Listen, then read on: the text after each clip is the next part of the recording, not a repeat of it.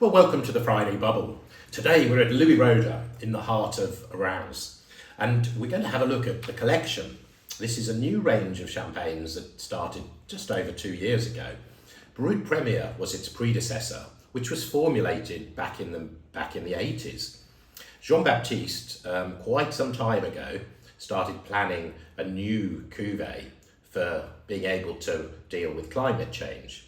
So this is what we see as collection. The number is significant because it's the number of times that the winery have made a non-vintage from the origins back in 1776. Thank you, Essi. So Louis Roederer Collection is a re-engineered non-vintage champagne. There's 3 core elements to it.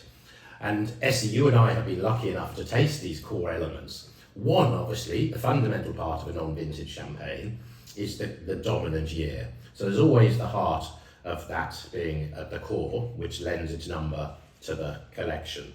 But there's 2 other very important elements here.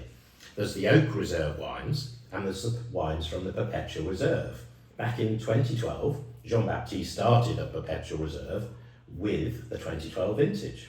We've tasted it 2 seasons ago, I think. How do you describe the core of the Perpetual Reserve? It's a really interesting concept because I think Perpetual Reserves have existed in Champagne for a really long time, and they also have some problems to them. Often they tend to age prematurely, but the solution at Roederer has been building such massive tanks inside the winery that are hardly opened during the year, so there's absolutely no head space. They're really protected.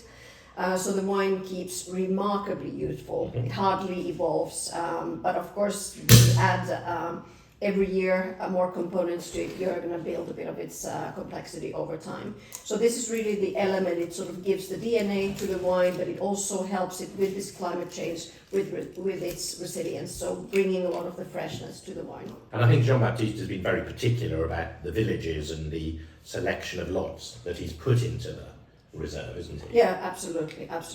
But then, of course, we have that wonderful choice of individual vineyard varietal wines from their oak-aged reserves, which really bring a lot of character, a lot of complexity and soul to the wine. So usually it's around 10% of what these oak-aged wines go into the blend.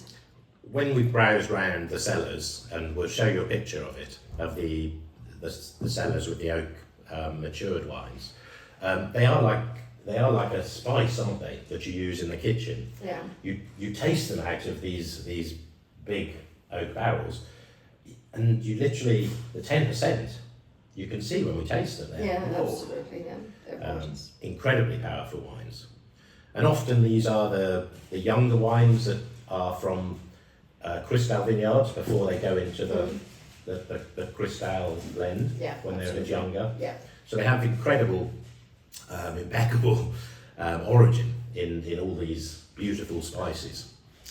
So the first one they released commercially was 242. We're tasting 243 today, and then the new one, 244. The first 242 was on the 2017 harvest. This is on the 2018 harvest now, and of course 2019. Yes. So it'll be fascinating to see 18 versus 19. Essi, what should we see? Definitely, I'd expect the 18 to be more supple, more round, more easygoing, whereas the 19 should be more brighter, more vibrant, with more acidity to it. When they changed this concept of collection, they also wanted to trash that concept of consistency year in and out, and really let the base year tell its story. Right. So we are not gonna, they're not aiming for the wine to taste the same anymore. So these wines have become more collectibles, as you can, really feel the base year. But let's see. So we should have plenty of fruit on this one. A lovely creaminess. You start to have a bit of post-disgorgement aging, nice pastry notes coming. Very different. Definitely the first one has a more riper fruit profile.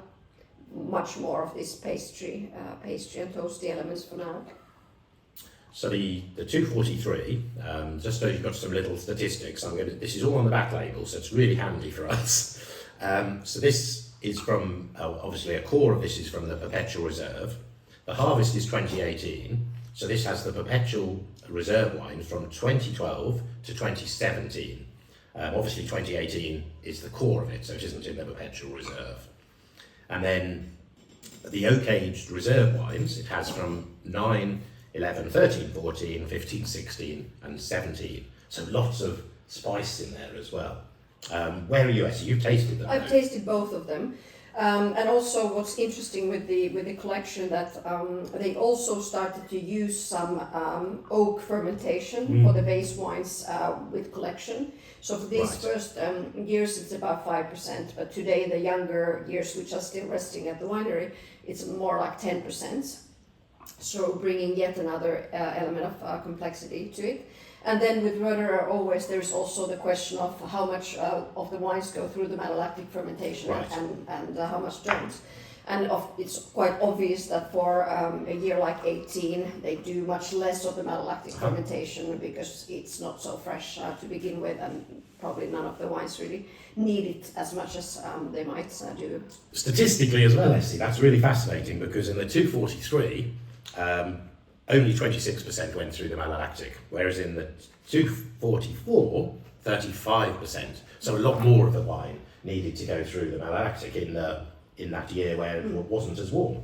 Yeah, I must say that they're quite different, and especially texturally, they're quite different. I'm actually really liking the texture on the 18. It's super creamy and lovely, very easy drinking. Whereas the 19 base, so the 244. Seems more really firmer. It has a beautiful acidic backbone, but they're quite different. There's a lovely citrus core of the 244 that it's almost giving it I don't know whether oiliness is right, or maybe that's the Perpetual Reserve. There's a beautiful citrus oily character that's really striking in the 244. Yeah. And 243 is a bit of post-disgorgement time, definitely. Yeah, it's really, really flattering for it. A little bit of richness. So the good news is it's quite hard remembering all these statistics. There's an app you can scan from the back label, but there's quite a lot of information squished onto the back label. Now obviously the disgorgement dates here are very different and the stages of development. If we were having lunch today with one of them, how would you choose? Because depends what we have for lunch, Nick. What do we have for lunch? Well, we've got some lightly poached salmon today. Right, all right. So I think I'm going to actually go for the 244 then, so the 19 base. So a little bit for more that linear. bit of extra acidic backbone to cut through the fatness of the salmon. Brilliant.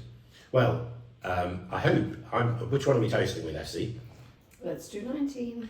19. I hope you'll get a chance to try these Roederer Collection champagnes. They're showing incredibly well today. I'm probably having a 19 moment, I think, certainly with the salmon. So cheers, everybody. Cheers.